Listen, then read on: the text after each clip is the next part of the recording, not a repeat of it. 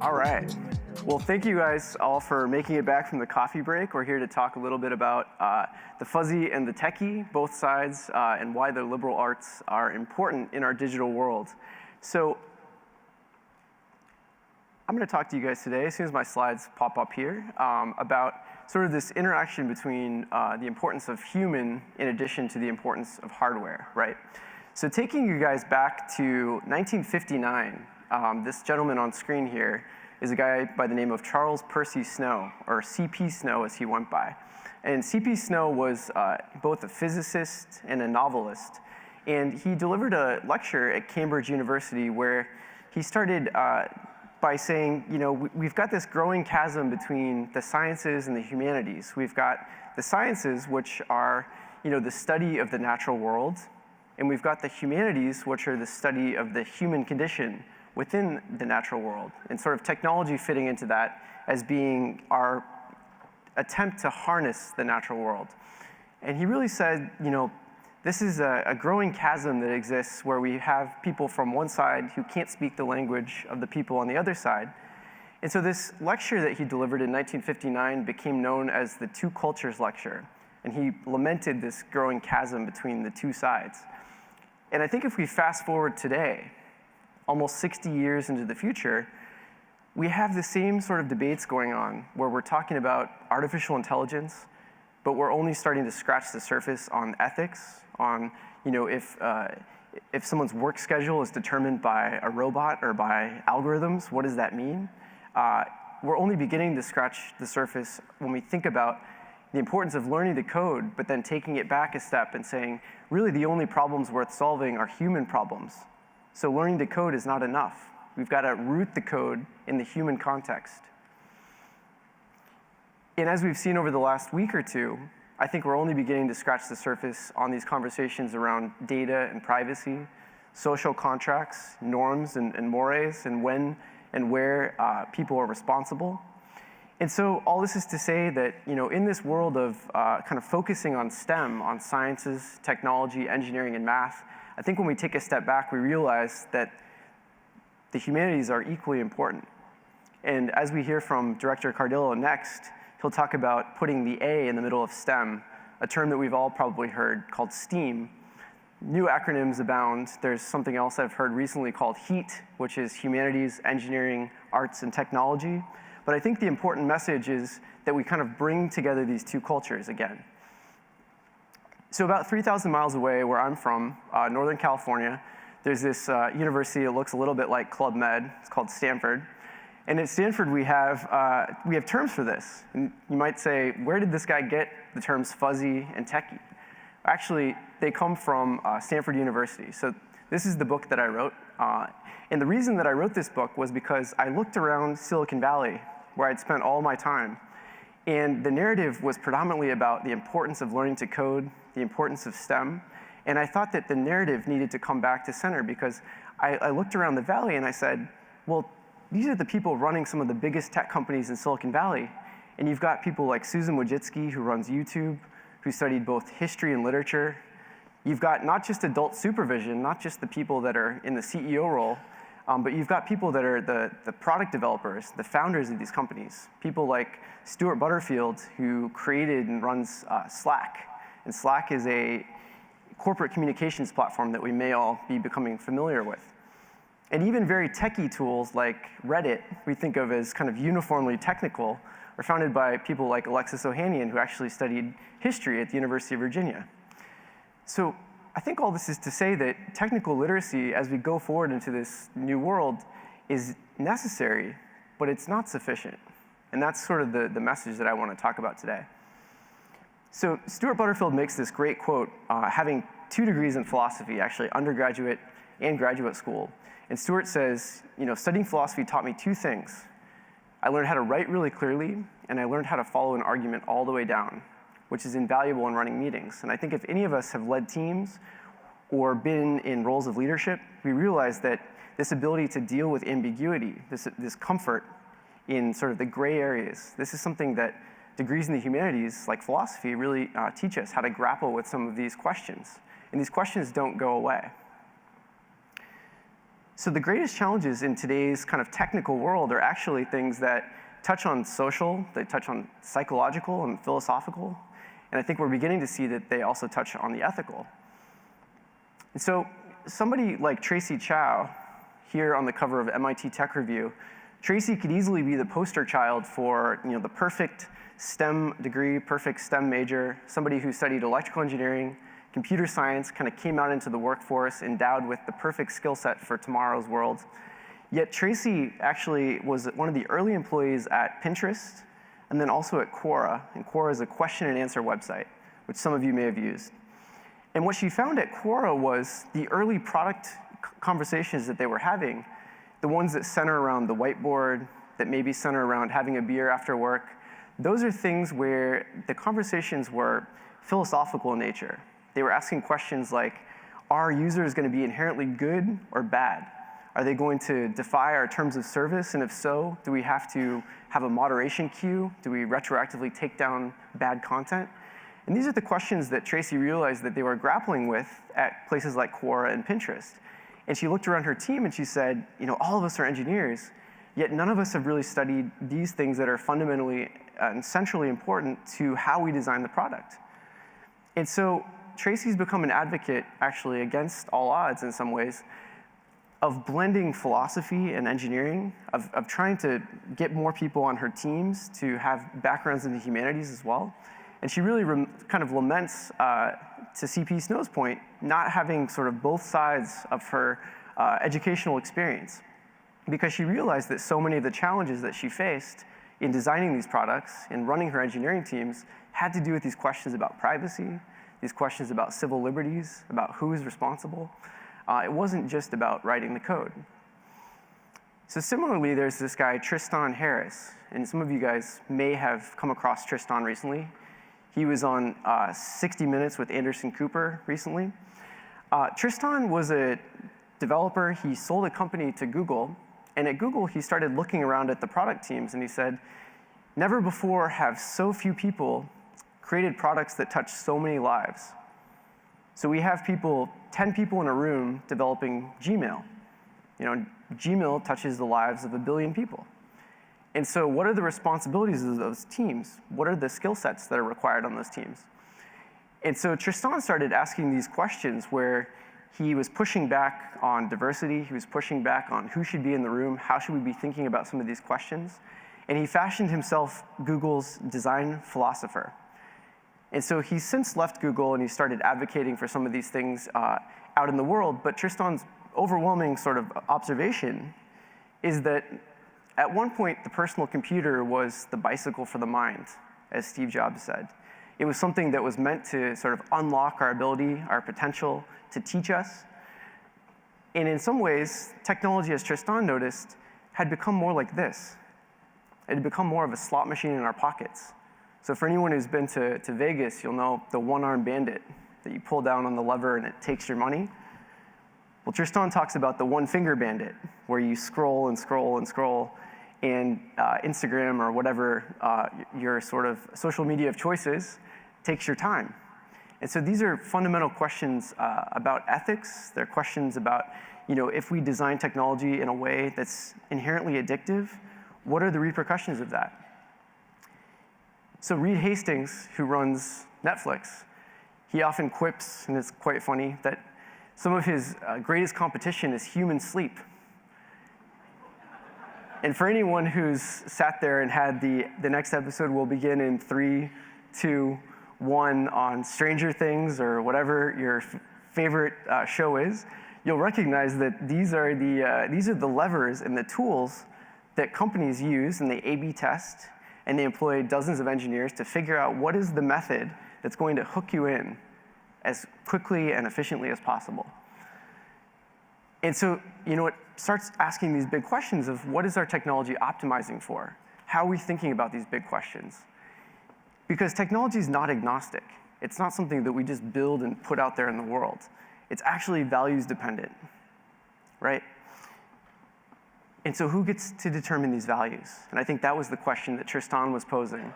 Who should be in the room? How should we be thinking about these things? We have to incorporate not just the sciences, but also the humanities, because these are fundamentally big questions that don't have right or wrong answers. They have gray area answers, right? And we talk a lot about the negative. We think about how technology is pulling us into a news feed, it's taking our time.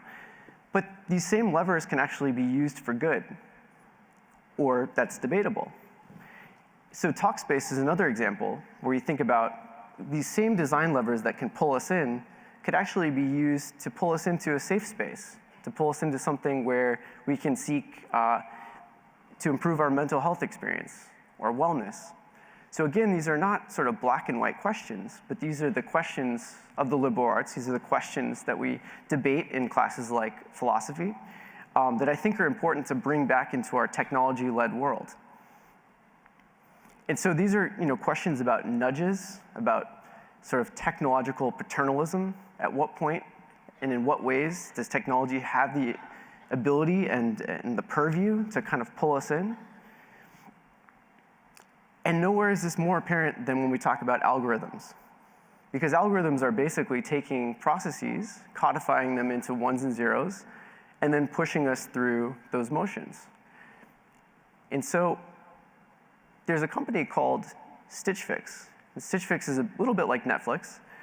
Stitch Fix is actually started out as women's fashion, women's subscription fashion. They've now broadened out into menswear as well. But the observation that the founder, Katrina Lake, had when she started Stitch Fix, she'd studied economics and she studied political science. She wasn't necessarily a techie, but she said, why is it that Netflix can pick my movies perfectly for me, but no one can figure out what to put in my closet? What if I created Netflix for my closet? And so she got together with a guy named Eric Colson, and Eric actually was the one who was running algorithms at Netflix. How she convinced him to leave his high-paying job and come work for her when she was still in a dorm room, I have no idea. But back to the theater arts major, I've seen some of the most impressive tech founders that I've come across are these people with that level of charisma, that level of ability to sell their vision. And so fast forward 5 years, Katrina's built a $1 billion business that went public at the end of 2017. And even more fascinating than that, it's a data science company that is built entirely on sort of figuring out what fashion resonates with you, and then delivering a box to you. But they have 80 data scientists, yet they have 4,000 human stylists that work on the front lines of dealing with people, having empathy to talk to customers, figuring out exactly what their likes and dislikes are. And so I think this conversation that we often have about algorithms and about artificial intelligence, if we take a step back, we realize that these are tools that are meant to enable and empower us as humans. And so the way that Stitch Fix actually uses algorithms is not to replace people. It's to take those 4,000 human stylists and supplement them with different ways that they can mitigate their own biases so they have more success in delivering the right clothes to the right people at the right time. And this goes to a debate that was back in the 1950s. And this debate was between J.C.R. Licklider and Marvin Minsky at MIT. And the debate was about whether it was artificial intelligence or if it was about intelligence amplification or intelligence augmentation. And I think when you look at the numbers on a company like Stitch Fix, that's a purely data-driven company, you've got 80 data scientists and you've got 4,000 stylists.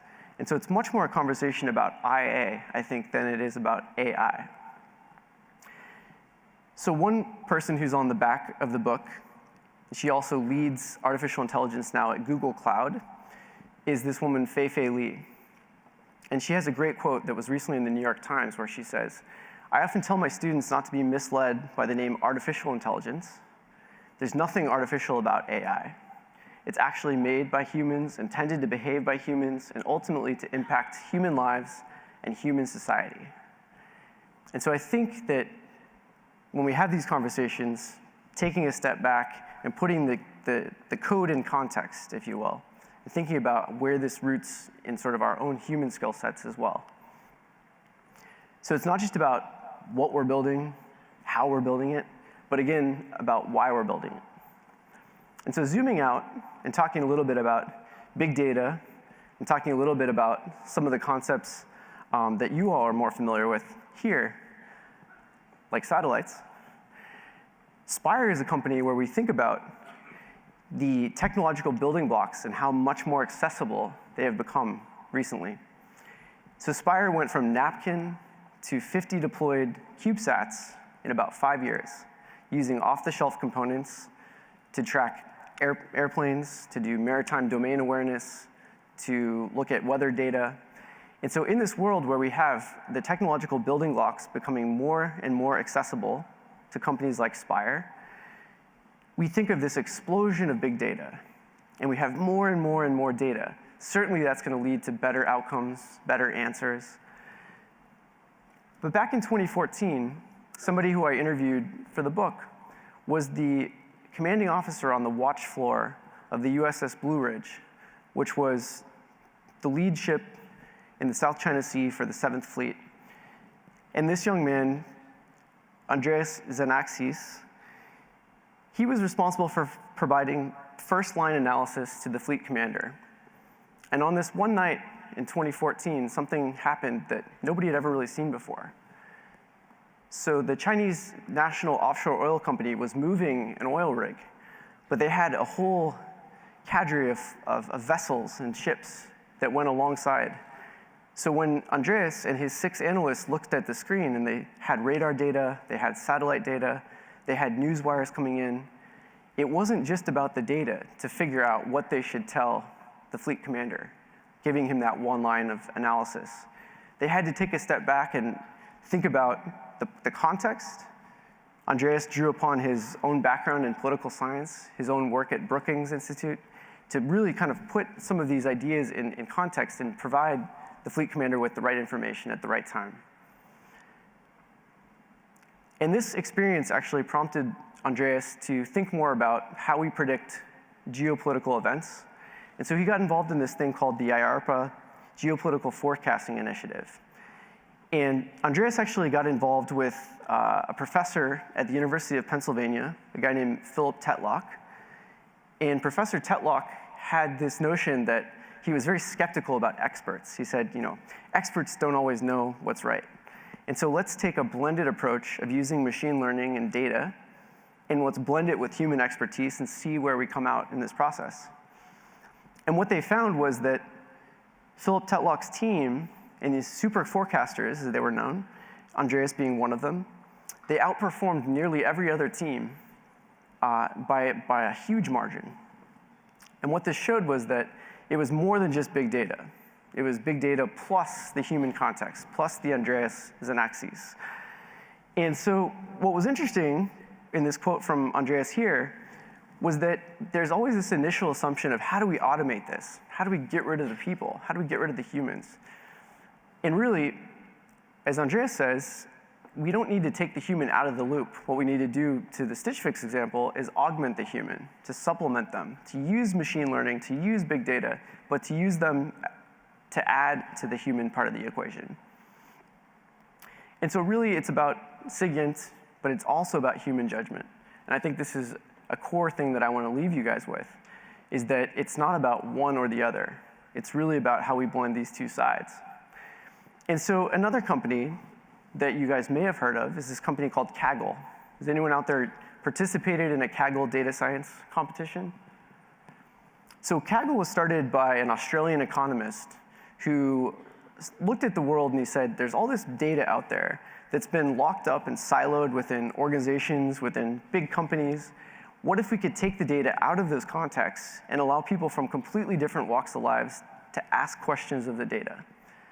So one of the earliest examples on Kaggle was a data set that was posted by NASA. And NASA, in collaboration with the Royal Astronomical Society and the European Space Agency, they posted this data set where they said, we have a pretty good idea of how much dark matter there is in the universe, this big cosmological question. But we'd love to see if other people out there might be able to come at this from a different angle. And so what they did is they posted the data set to Kaggle, and within 2 weeks, there was a glaciologist, a guy who studied glaciers in the UK, who came up with a closer approximation than what NASA had thought for 10 years. And so it went to show that sort of thinking outside the box, having an outside bias, somebody asking a question from a different angle, could really kind of unlock a new perspective. And it wasn't just the glaciologist. There was also somebody who studied cryptography, somebody who studied the language in Arabic. And people were coming at this problem from completely different angles. And so I think when we talk about big data, and we see quotes like Chris Anderson, who used to be the editor of Wired, ask these big questions, is this the end of the scientific method? If we have enough information, enough data out there, do we even have to ask these questions? Do we have to form a hypothesis and then verify it, validate it? Or is this just more of the same? And I think if we go back 2,000 years, Plato has some great lines where he says, data and information, data and knowledge are not the same thing.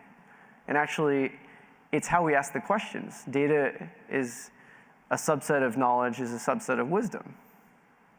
And so the people haven't sort of come out of the equation here. We're still the questioners. We're still the ones behind all of the data that ask all the questions of the data, that figure out how to classify it, how to organize it.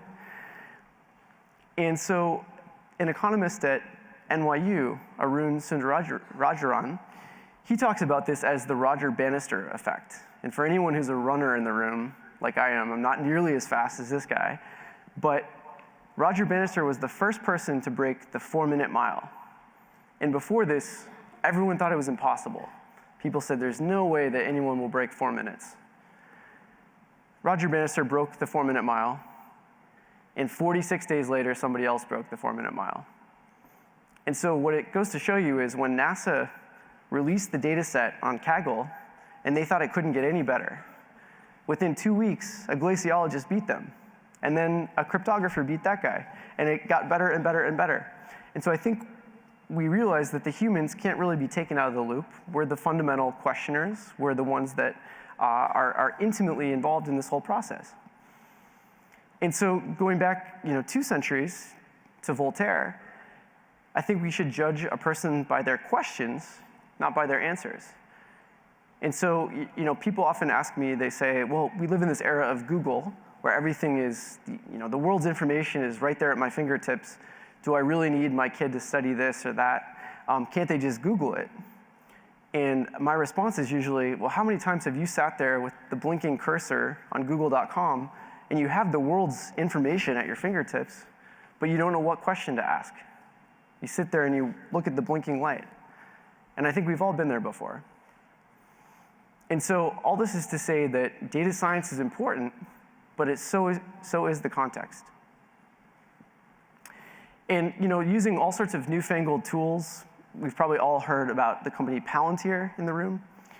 Shyam Sankar, who was employee number 13, and somebody who is intimately involved in sort of the growth of Palantir, he has this line in his TED Talk from a couple years ago where he says, there's no terrorist find button on Palantir software. There's no single button that we go in and we integrate data sets and the answers pop up.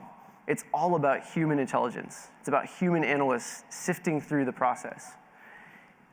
And we're intimately involved as well because computers don't ask any of these moral questions. People do. So at a company like ours with millions of lines of code, every tiny decision could have a huge impact, huge implications. This is John Grant, one of the engineers at Palantir. And so looking forward, when we listen to all this about humans and hardware and the future of work, where do we fit into this whole equation? And I think this is the question of the hour. And I have one perspective, one cut through the material, but I encourage you all to think about these ideas. Because in 2014, a few years ago, Oxford came out with a study. Michael Frey and Carl Osborne came out with a study where they said 47% of US jobs are at high risk of machine automation. And this, I think, set off alarm bells. And people said, well, I don't know, this is pretty scary stuff. I thought technology was nice. I really liked using all of my social media. And suddenly, this started to happen, where we had books like Martin Ford's Rise of the Robots, which is a great book. But the pendulum swung from hope of technology all the way over to fear. And I think in the intervening past 4 years or so, the pendulum has started to come back to the middle. And that's the hope of my book and sort of my research, is that talking about not just jobs, but zooming in on the components of jobs that we're talking about. So there are tasks that make up everyone's job. We have manual tasks, and we have cognitive tasks. We have routine things that we do. We have non-routine things that we do. Routine being something that you do over and over and over. And obviously, with some investment of time and resources, you can script it, you can program it, you can probably automate it. So the question is not so much, are full jobs going away? But it's what are the routine tasks within any of our jobs? How can we sort of isolate those routine tasks? Because those are the things where, with investment over time, if they're manual tasks, robotics can start handling some of those things. If they're cognitive tasks, that's where machine learning can sort of come in and aid and supplement those type of activities. And so the question then is, where does this go? And so McKinsey Global Institute came out with a study last year where they looked a little more nuanced, on a more granular level, at this 47% number. And they said, if we look at 800 occupations and we divvy them up into all the constituent tasks within them, certainly there is a subset where technology could feasibly take 100% of all those tasks away. But they found that number was more like 5%, which is still a big number and not something we should ignore. But going back to the Stitch Fix example, what's more interesting to me is that within 60% of jobs, what they found was 30% of the tasks were things that could be supplemented or changed with machine learning or with robotics. And so again, this is much more a story about intelligence amplification or augmentation than it is sort of the doom and gloom robots coming to take everything away. And so the tasks that remain, the big question of the day, are the non-routine tasks. These are the things that when we take a step back and we think about the liberal arts, we think about how do we train for flexible skill sets? How do we train for improvisation? How do we train for people to be creative or empathetic or collaborative?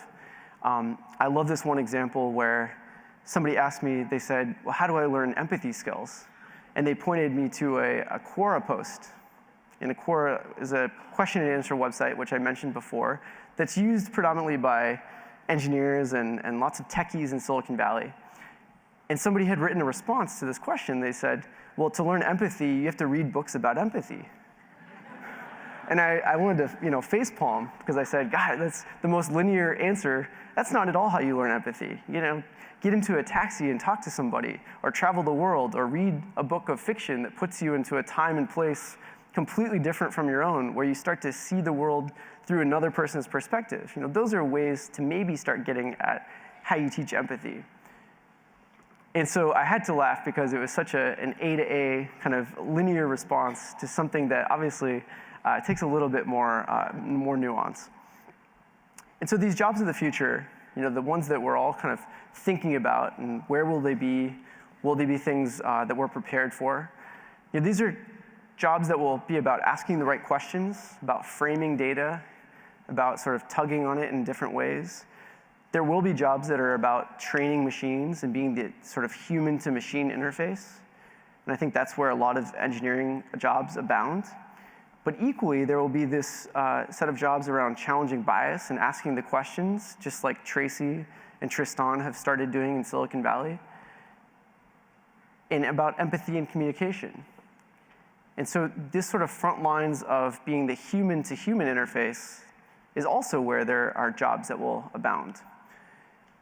And so when we think about training for flexible skills, I think that David Deming, who's a professor at Harvard, he teaches in the Graduate School of Education. He talks a lot about job growth and where it actually is. And he sort of points out this falsity that we think job growth is in purely technical things, when in fact, he delineates it with being in high math and high social environments.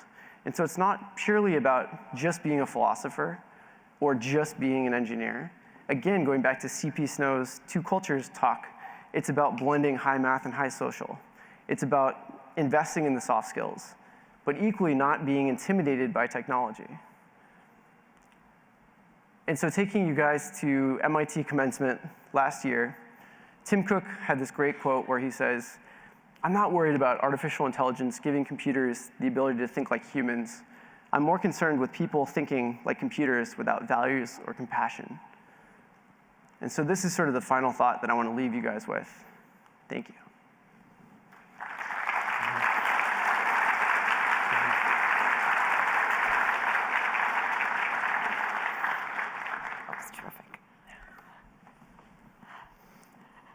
So Scott, that was terrific. And as I said in my opening remarks, I knew that that was going to be very thought-provoking. And by virtue of the questions that I already have from the audience, I would say that they agree. So you may have heard in my opening remarks that I'm an engineer who also tried to minor in the theater.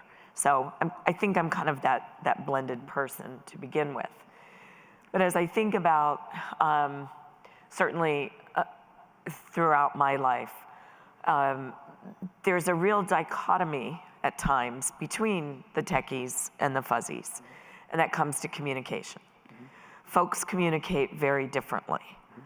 And so what do you do when you have a fuzzy type, a skilled communicator, yelling at engineers in whole paragraphs, and then the engineers are responding with, yes, no.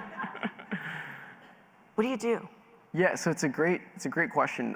One of the paradigms that's come about in talking to various deans and provosts and people involved in the education community and thinking about how they want to blend these two sides within the university context. The assistant vice provost for undergraduate education, former religious studies professor, told me about this metaphor that he uses where he says, students come into his college and they come in on this ballistic path where they say, I'm launching in this particular way, I'm going for this job when I finish, therefore I'm going to stay on the straight and narrow and only study one thing.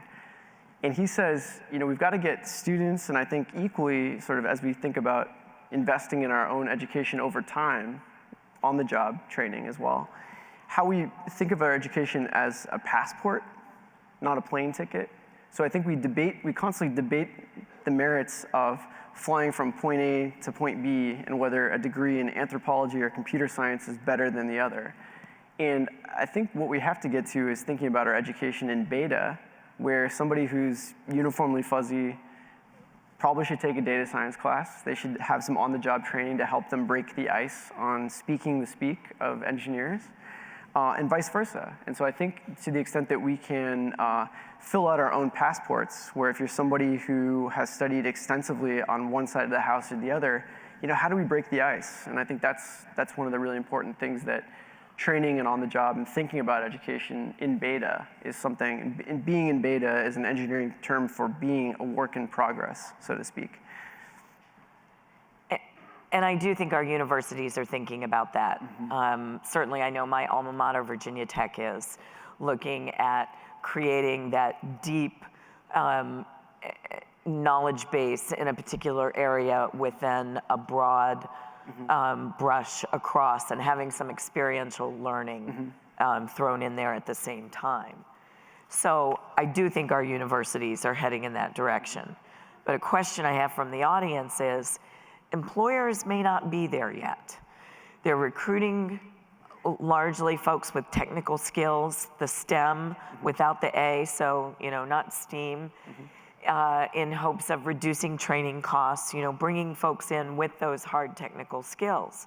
So how do we encourage businesses who certainly, have to think about the bottom line, have to think about those shareholders, to also hire and invest in the fuzzies? Yeah, it's interesting because I think at some companies, looking at Nissan, for example, the self-driving car phenomenon that's going on, sort of the investments around how do we automate vehicles. We think of this as a uniformly technical challenge, but I think the sort of the falsity of it, and the reason I wrote the book in some ways was because being part of Silicon Valley and sort of hearing the narratives that were propagated by some of the most prominent venture investors that were down the street from where I was, saying if you have soft skills, you're going to work in a shoe store in the future. And I had to laugh, and I said, I don't think that's the case at all. In fact, most of the most compelling entrepreneurs that we meet coming in our door are in fact the theater arts major who's managed to convince a technical person to quit their day job and work for them because they have so much pizzazz and charisma to be able to sell that vision. And so when we think about some of these challenges that we think of as uniformly technical, for example, autonomous vehicles, self-driving cars, actually one of the hardest roles to hire for right now is anthropologists, because companies like Nissan realize that we think of this fast forward to the future where every car is going to be autonomous in 5 years. The reality is we're going to have a mixed use environment for the foreseeable future. And so we're going to have, capital stock turnover will take decades for these cars to change and transform. And so the anthropology role is to think about how do we manage in a mixed use environment where we have human communication, which is different across cultures. A head nod might be different here in Tampa than it is in Brooklyn, where I live. So there are cultural nuances that come into play.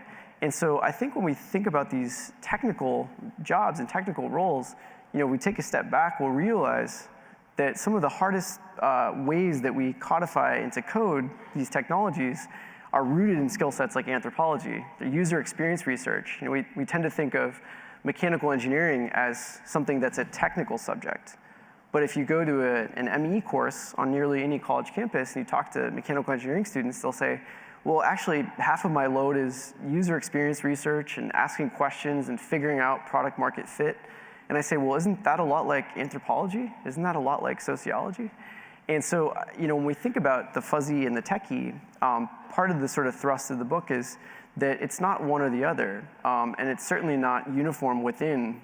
So studying engineering, you obviously have a significant amount of anthropology backgrounds because that's how you ask the questions to get to the answers. And similarly, for those in the room that studied political science or political theory, international relations like myself, you realize that oftentimes you're using statistical software or you're dealing with deterrence theory and you're thinking about game theory dynamics, and it actually is fairly technical. And so there's sort of this two sides of not having just one side of the house or the other, but again, kind of to CP Snow's point, how we bring the two together. And so speaking of that, do you see a role for the humanities, for the fuzzies, to address the challenge of implicit bias in, I'll say, artificial intelligence? I get that you're trying to get us to IA instead of AI, but what role do they have to really, get at that implicit bias? Yeah, so Fei-Fei Li, who I mentioned, who had that great quote about sort of there's nothing artificial about artificial intelligence. Yeah. She's actually behind a movement with Melinda Gates, and it's called AI for All. And I think it's a great initiative to try to broaden the base of who thinks they can participate in these conversations about AI. And one of the challenges when I talk to different companies, for example, a financial services company, and they say, we get only people who studied accounting or finance who apply here. Yet we look at senior management and we see philosophers, English majors, all across the board. And so how do we sort of broaden the base of who thinks they can participate in these conversations, who thinks they can get a job at a bank or thinks they can participate in this conversation about AI? And so I think AI for All is a great initiative that tells the philosopher, the anthropologist, the sociologist, hey, come to the AI club after school because you're equally important to this conversation of how we think about these big questions. There's a lot of stuff happening today on the technology front, but when you take a step back, you realize that bias is a huge part of the equation, a huge question, because if we take inherent data sets, for example, we have predictive policing, we take historical crime data and we pump it through algorithms, and you say, well, it's more efficient, we can deploy officers effectively to mitigate risks. But if that crime data is based on reported crime has a whole bag of criminology and sociology, and there's a whole set of questions about bias, questions about who reports crime. So these are the fundamental questions that I think when we talk about AI and we talk about algorithms, kind of beneath the surface are all these questions about how they touch human lives. And I think that's the point of studying the natural world and the sciences, and studying the human condition and how we have to sort of, again, break down the wall between the two. Yeah, and how we bring those together. So you referenced Voltaire, judge a person by their questions, not by their answers.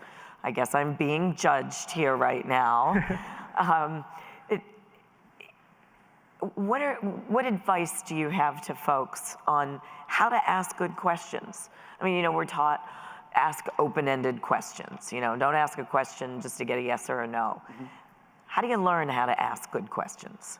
I think it's a little bit, that joke about the Quora answer, where there's not a linear sort of A to A relationship, right? I think the way to learn how to be empathetic, or the way to learn how to be collaborative, it's not to read books about collaboration or read books about empathy.